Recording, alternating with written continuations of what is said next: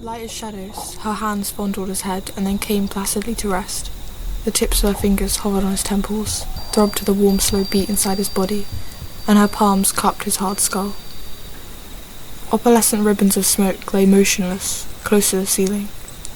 Speculatively, her glance shifted to the whiskey bottle and the confused chessmen on the card table, to a book that lay face downward on the floor, and a lettuce leaf lying forlornly in the corner since Marshall had lost it while waving his sandwich, to the dead little butts of cigarettes and charred matches.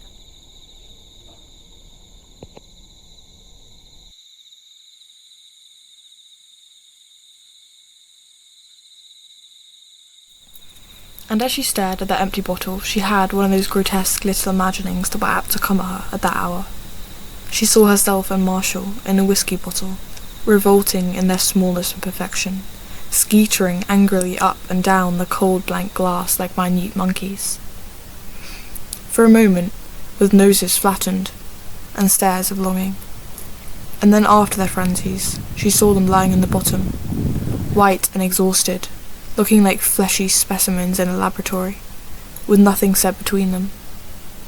She was sick with the sound of the bottle as it crashed through orange peels and paper wads in the wastebasket and clanked against a tin at the bottom.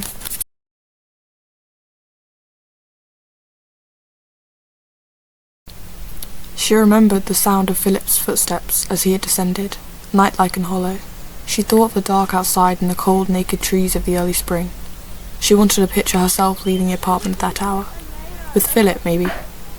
But as she tried to see his face, his small, calm little body, the outlines were vague and there was no expression there. She could only recall the way his hands had poked at the sugar-grained bottom of the glass with a dishcloth, as they had done when he had helped her with dishes that night.